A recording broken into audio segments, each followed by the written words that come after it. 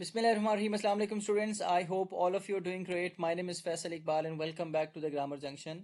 Students, English MCQs के दो sets में आपके साथ शेयर कर चुका हूँ. Here is the third set. मेरी कोशिश ये थी कि आपके साथ 3-4 सेट्स में शेयर करूँ ताकि कल आपका पेपर है तो एक दो प्रैक्टिसेस आपकी और हो जाएं. तो आपके लिए थर्ड जो सेट है ये आपके सामने है. विदाउट वेस्टिंग एनी टाइम इसको हम स्टार्ट करते हैं. So the very first MCQ is she bought dash umbrella and dash pair of gloves before it rained. तो आपसे मैं डिस्कस कर चुका हूँ कि हमारे पास एक से ज़्यादा ब्लैंक्स हों तो हम किसी एक को लेते हैं, उसको पहले चेक कर लेते हैं. So she bought a umbrella, an umbrella, an umbrella, the umbrella. So the और a these are not the right options. She bought an umbrella होगा. ठीक है. And dash pair of gloves and a pair of gloves. So this is how we can come to know कि कौन सा option जो है वो ठीक है. पहले एक ब्लैंक को पकड़ा, उसको चेक किया और फिर दूसरी को कंफर्म किया. तो उसका फायदा है कि पहले आपके पास जो राइट ऑप्शन नहीं होते वो आपके पास एक दो ऑप्शन क्रॉस हो जाते हैं. Second is wisdom is better than riches. The underline word is a and wisdom. Wisdom abstract noun है, मटेरियल नाउन है, कॉमन नाउन है, ये कलेक्टिव नाउन है. वी ऑल नो कि विजडम जो है इसकी कोई शेप नहीं है, इसको हम टच नहीं कर सकते. And this is uncountable too. So this is the right option, that is abstract noun. He hurt himself while running. ये भी मैं आपसे डिस्कस कर चुका हूँ. बहुत ही इंपॉर्टेंट एमसीक्यू है कि जब हमने देखना हो कि ये रिफ्लेक्सिव प्रोनाउन है, ये एम्फेटिक प्रोनाउन है, जो भी है. डिमॉन्स्ट्रेटिव में तो डिमॉन्स्ट्रेशन होती है, इशारा करने के लिए प्रोनाउन यूज होंगे. ठीक है. दिस, दैट, दीज, दोज, तो ये तो इसमें नहीं है. रेसिप्रोकल प्रोनाउन वो होता है जो दो डिफरेंट एंटिटीज एक ही जो है वो रिलेशनशिप आपस में शेयर कर रही होती हैं. बोथ सॉरी ईच अदर और one and other, these are the reciprocal pronouns. तो ये भी इसमें आंसर नहीं होगा.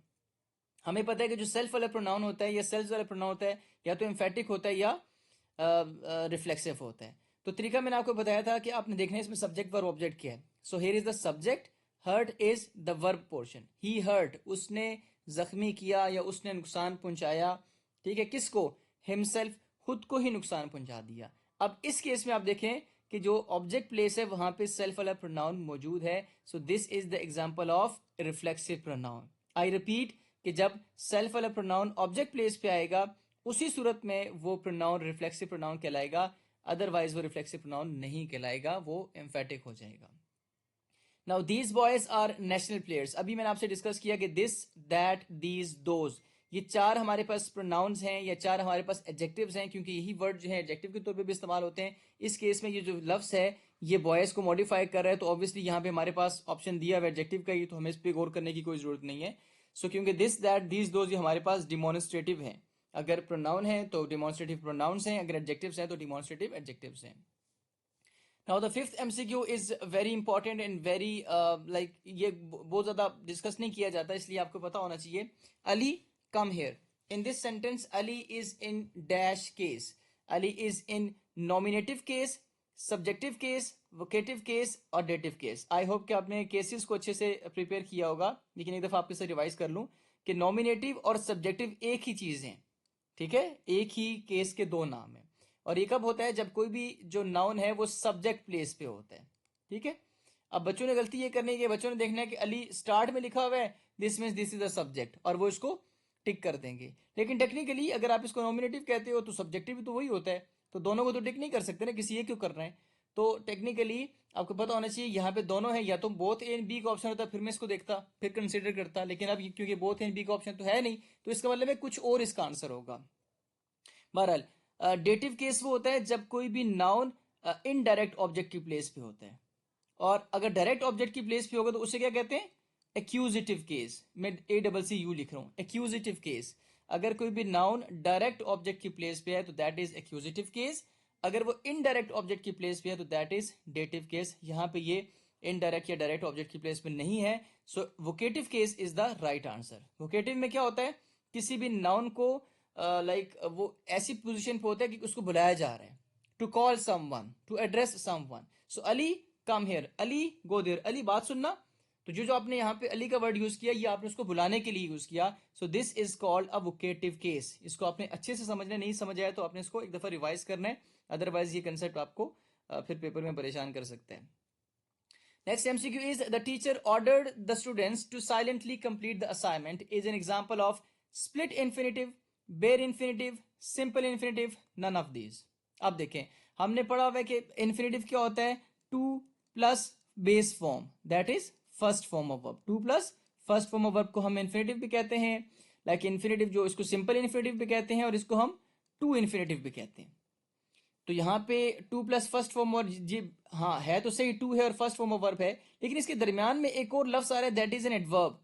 तो बेसिकली ये जो एक लफ्ज है एडवर्ब, ये इसको स्प्लिट कर रहे हैं। टू और फर्स्ट फॉर्म ऑफ वर्ब के दरमियान में अगर कोई एडवर्ब आ जाए तो उसको हम कहते हैं स्प्लिट इन्फिनेटिव। आपको पता होगा क्योंकि आपने पेपर की तैयारी की है। और बेर इन्फिनेटिव में क्या होता है, टू नहीं आता, असल में आता है, लेकिन उस एक्सप्रेशन को बनाने के लिए टू के बगैर भी सेंटेंस जो है ग्रामेटिकली करेक्ट होता है, तो उसको कहते हैं बेर इन्फिनेटिव। आई होप कि आपको स्प्लिट इन्फिनेटिव पहले से पता होगा, लेकिन अगर नहीं पता था तो अब आपको पता चल गया होगा।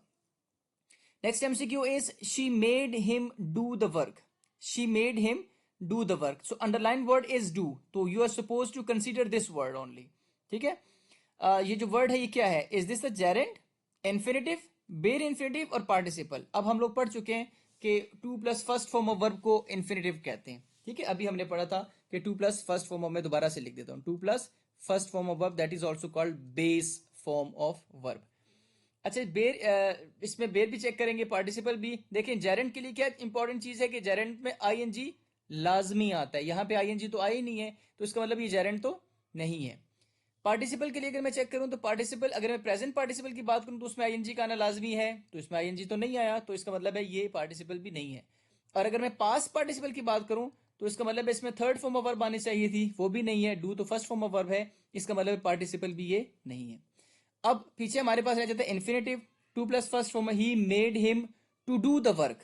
तो बेसिकली ये इन्फिनेटिव तो है, ऑल्दो कि इसमें टू नहीं है, इसीलिए हम इसे कहते हैं ये हमारे पास बेर इन्फिनेटिव है। अब बच्चे यहाँ पे सवाल ये करेंगे कि सर जब बेर इन्फिनेटिव है तो बेर इन्फिनेटिव भी तो इन्फिनेटिव होता है। ठीक है, क्योंकि इन्फिनेटिव की ही एक सब टाइप है ना, तो आप इसको इन्फिनेटिव क्यों नहीं कह सकते। तो बच्चों ये इन्फिनेटिव तो है, लेकिन मोर स्पेसिफिकली ये बेर इन्फिनेटिव है। असल में सेंटेंस था she made him to do the work, लेकिन यहाँ पे लिखा हुआ है she made him do the work. So basically यहाँ पे टू आता है, लेकिन उसकी कोई जरूरत नहीं है, क्योंकि उसके बगैर भी वही मीनिंग्स सेंटेंस दे रहा है। So this is the special case of infinitive that is called बेर इन्फिनेटिव। ठीक है, गौर से करना है आपने। Eighth MCQ is swimming is a good exercise, dash is a good exercise, what is a good exercise. तो जो चीज व्हाट को आंसर करती है वो क्या होती है, नाउन, और हमें यहां पे नजर आ रहा है आईएनजी। अगर कोई भी वर्ब की फर्स्ट फॉर्म हो और उसके साथ आईएनजी आ जाए और वो जुमले में नाउन के तौर पे बिहेव करे, मतलब सब्जेक्ट प्लेस पे हो या ऑब्जेक्ट प्लेस पे, तो उसको हम कहते हैं जेरेंट। उसको हम क्या कहते हैं, जेरेंट। प्रेजेंट पार्टिसिपल क्यों नहीं है, क्योंकि प्रेजेंट पार्टिसिपल या तो सेंटेंस में मेन वर्ब के तौर पे काम करती है या सेंटेंस में एडजेक्टिव के तौर पे काम करती है। यस आई डू कंसीडर कि उसमें आईएनजी आता है, आईएनजी तो आ गया, लेकिन यहाँ पे ना तो ये मेन वर्ब है ना तो ये एडजेक्टिव है, तो ये प्रेजेंट पार्टिसिपल नहीं है। इन्फिनेटिव तो बिल्कुल भी नहीं है, क्योंकि to plus first form of verb है, कोई ऐसा नहीं है। और नाउन क्लॉज तो बिल्कुल ही नहीं है, क्योंकि सिंगल वर्ड है, तो नाउन क्लॉज कम से कम दो या दो से ज्यादा वर्ड्स होंगे। ठीक है, इस केस में हमारे पास जेरेंट है। और पिछले साइड में मैंने आपको बताया था कि जेरेंट का एक और नाम है, वो नाम क्या है वो आपने मुझे कमेंट्स में लाजमी बताना है। वो अच्छे बच्चे जो पेपर्स की तैयारी कर रहे हैं और जिनको इन वीडियो से फायदा हो रहा है, वो तो जरा मुझे कमेंट्स करके बताएंगे, ताकि मैं भी देखूंगा उनकी कितनी तैयारी हो रही है। तो जो अच्छे बच्चे नहीं है, अब जो तैयारी सही तरीके से नहीं करे, तो वो मुझे कमेंट्स नहीं करेंगे। तो आपने मुझे बताना है कि इस जेरेंट का दूसरा नाम क्या है, जो मैंने आपके साथ सेट 1 और सेट 2 में आपके साथ डिस्कस किया था। मुझे पता चलेगा आपने वो सेट पढ़े हैं, देखे हैं या नहीं देखे। Now ninth MCQ is shaken by the noise the baby started crying. The underlined phrase contents, the underlined phrase, बच्चों हम देखेंगे सिर्फ इस पोर्शन को, हमने किसी और चीज को नहीं देखना। ठीक है, ये जेरेंट है, क्योंकि बच्चों ने क्या करना है पेपर में, बच्चे कहेंगे यहाँ पे क्राइंग यूज हो रहा है जी, आईएनजी फॉर्म यूज हो रही है, वो इसको जेरेंट कह देंगे या पार्टिसिपल प्रेजेंट पार्टिसिपल कह देंगे। तो आपने इसको कंसीडर नहीं करना, आपने अंडरलाइन पोर्शन को कंसीडर करना है, that is shaken by the noise. Is this a gerund, no, क्योंकि जेरेंट में तो आईएनजी चाहिए होता है, और ये अंडरलाइन पोर्शन है इसमें आईएनजी तो है नहीं, ये भी नहीं होगा। प्रेजेंट पार्टिसिपल भी नहीं हो सकता, क्योंकि प्रेजेंट पार्टिसिपल में भी आईएनजी चाहिए होता है। अब देखना है पास्ट पार्टिसिपल है, बेर इन्फिनेटिव है, इन्फिनेटिव भी नहीं है, क्योंकि इन्फिनेटिव तो to plus first form of verb होता है ना, वो भी नहीं है। तो इसका मतलब पीछे हमारे पास यही ऑप्शन बचता है, दैट इज पास्ट पार्टिसिपल, क्योंकि shaken third form of verb use हो रही है, शेकन बाय द नॉइज। ठीक है, तो ये हमारे पास क्या है, राइट ऑप्शन हमारे पास है पास्ट पार्टिसिपल। देखिए किस तरीके से हमने ऑप्शंस को साइड पे किया, एक एक करके उस पर थोड़ी सी डिस्कशन की, 3-4 सेकंड में हमने वो एमसीक्यू कर लिया. Next is, if I had known the truth, I would have helped you. This sentence is an example of first conditional, second conditional, third conditional या mixed conditional. बच्चों आपको मैंने बताया था कि कंडीशनल सेंटेंसेस में सबसे पहले आपने if वाले क्लॉज को ढूंढना है. If I had known the truth, this is the portion. अब आपने देखना है या तो ये प्रेजेंट होगा या ये PR फॉर प्रेजेंट और PA मतलब पास्ट, या तो प्रेजेंट होगा या ये पास्ट होगा. अगर तो ये प्रेजेंट में हुआ तो दिस मीन्स कि आंसर 0 होगा या तो 1 होगा, और अगर पास्ट में हुआ तो इसका मतलब इसका आंसर 2 होगा या 3, क्योंकि यहाँ पे मुझे हेड नजर आ गया है जो कि पास्ट फॉर्म है. इसका मतलब है ना तो ये फर्स्ट है ना ये 0 है, 0 तो इसमें है ही नहीं, ठीक है ना, तो इसमें 0 तो है ही नहीं. तो अब सेकंड और थर्ड में हमें देखना है. अगर यहाँ पे पास्ट परफेक्ट यूज हो रहा है, दैट इज कॉल्ड हैड, जिसका यानी कि ऑक्सिलरी वर्ब है हैड, और आगे वुड के साथ हैव भी इस्तेमाल हो रहा है, तो that would be third conditional sentence. I repeat, आपने देखा कि ये पास्ट फॉर्म है और पास्ट में भी मोर स्पेसिफिकली वहां पे हैड का इस्तेमाल हो रहा है. दिस मीन्स कि वहां पे पास्ट परफेक्ट है, और उससे आगे वुड तो लिखा है लेकिन वुड के साथ हैव भी लिखा है. इस हैव पे आपने बहुत ज्यादा गौर करना है. अगर ये वुड के साथ हैव ना होता तो हम कहते हैं ये सेकंड कंडीशनल है. अब क्योंकि वुड के साथ हैव भी है तो ये थर्ड कंडीशनल है. ठीक है, मिक्स कंडीशनल को आपने मुझे बताना है कमेंट्स में कि मिक्स कंडीशनल क्या होता है, अच्छे से समझिएगा. ठीक है. Now 11th MCQ is, Ali said he had seen the man. The word he refers to Ali. इसमें यहाँ पे जो लफ्ज है that he had seen. अब ही से मुराद कौन है? ही से मुराद है अली. तो ये हमारे पास कैटाफोरिक रेफरेंस है, एनाफोरिक है, क्रॉस रेफरेंस है, या रिफ्लेक्सिव रेफरेंस है. ठीक है. अच्छा, हमने रिफ्लेक्सिव तो पढ़ा ही नहीं है, मैंने आपको रिफ्लेक्सिव नहीं पढ़ाया. नॉर्मली एनाफोरिक, कैटाफोरिक या एंडोफोरिक और एक्सोफोरिक हमारे पेपर में आते हैं. ठीक है. क्रॉस रेफरेंस का भी एक टर्म है, मैंने आपको पिछले सेट में बताया था कि क्रॉस रेफरेंस क्या होता है. अच्छा, क्योंकि इस ही का जो प्रोनाउन, ही का जो एंटीसीडेंट है, ही प्रोनाउन है जिसका एंटीसीडेंट है अली, वो उससे पहले लिखा हुआ है. अगर वो पहले होगा यानी कि एबीसी में ए पहले आता है ना, तो that would be the anaphoric reference, वो कैटाफोरिक नहीं होगा. अगर इस ही का आंसर आगे कहीं मौजूद होता तो हमारे पास कैटाफोरिक होता. जैसे हमारे पास एग्जांपल आ गई 12th MCQ में, व्हेन शी एंटर्ड सारा स्माइल्ड. व्हेन शी एंटर्ड सारा स्माइल्ड. ठीक है. अच्छा, बच्चा इसमें कहेगा सर व्हेन शी एंटर्ड सारा स्माइल्ड लाजमी तो नहीं है कि ये जो शी है ये सारा के लिए इस्तेमाल हुआ है ना, ऐसे अक्सर बच्चों के ज़हन में क्वेश्चंस आते हैं. So the word she refers to Sara. अब इसमें बता दिया गया है कि जो शी है वो सारा को मॉडिफाई कर, यानी कि उसके लिए प्रोनाउन यूज हो रहा है. ये शी जो प्रोनाउन यूज हुआ है इसका एंटीसीडेंट क्या है? सारा. और इस शी का जो एंटीसीडेंट है वो आगे है या पीछे है? अगर तो पहले यूज होता तो that would be anaphoric reference. अब क्योंकि आगे है तो that would be, that is the cataphoric reference. This is the right answer. अच्छा जी, identify the optative sentence. He found a gem. May Allah bless you. Hooray, Ali got first position. Do not disturb me. So optative sentences वो sentences जो जिसको हम उर्दू में कहते हैं दुआइये जुमले, जिसमें दुआ दी जाती है. ठीक है. या इल्तिजाइया जुमले, जिसमें कोई इल्तिजा की जाती है. ठीक है. इल्तिजा तो सॉरी इल्तिजा नहीं होगा, इल्तिजा क्योंकि रिक्वेस्ट होती है, request operative sentences, my apologies, operative sentences हैं दुआइया जुमले. ठीक है. तो इसमें may Allah bless you, so this is the right answer क्योंकि इसमें दुआ दी जा रही है. ठीक है. अच्छा, उसके बाद है the gentle breeze kissed the flowers. Is this a simile, personification, metaphor, oxymoron? You are very familiar with this कि ब्रीज है, ठंडी हवा है, उसको कहा जा रहा है कि वो किस कर रही है. So this is human traits उसको दिए गए. So this is the example of personification. Now the 15th MCQ is her laughter was like music. उसकी जो मुस्कुराहट है वो म्यूजिक की तरह थी. वाज लाइक, कंपैरिजन किया जा रहा है उसकी लाफ्टर का म्यूजिक के साथ, और सिमिली वो होता है जिसमें एज या लाइक का इस्तेमाल किया जाता है. So this is the example of simile.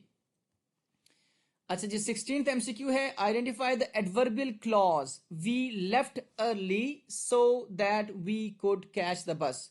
We left early so that we could catch the bus. क्यों? क्योंकि मैंने आपको बताया कि एडवर्बियल क्लॉज पहले तो देखना है कि वो क्लॉज होना चाहिए. ठीक है. मैं इसको जरा कलर चेंज करके आपको समझा देता हूं. क्लॉज होना चाहिए. क्लॉज से मुराद ये है कि उसमें हमारे पास सब्जेक्ट भी होगा, उसमें हमारे पास वर्ब का पोर्शन भी होगा. ठीक है. दूसरी इंपॉर्टेंट चीज कि वो जो है उसका ताल्लुक किसके साथ होगा?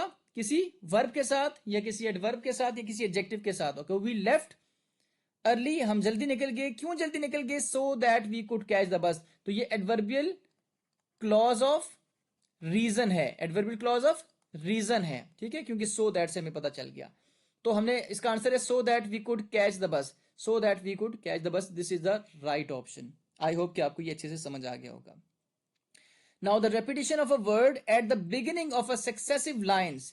पोइट्री में ये 3 लाइन्स है, और तीनों लाइनों में फॉर एग्जाम्पल 3 है या 2 है, उसमें जो तीनों लाइन्स है वो एक ही वर्ड से, नॉट सिंगल लेटर, उससे स्टार्ट हो रही है। तो इसको क्या बोलेंगे? ये मैं आपको दोनों सेट्स में, पिछले दोनों सेट्स में आपको करा चुका हूं, उसे हम क्या बोलेंगे? एनाफोरा, ठीक है। ये हमारे पास राइट ऑप्शन है, बाकी हमारे पास क्या हो जाएंगे? रॉन्ग ऑप्शन हो जाएंगे।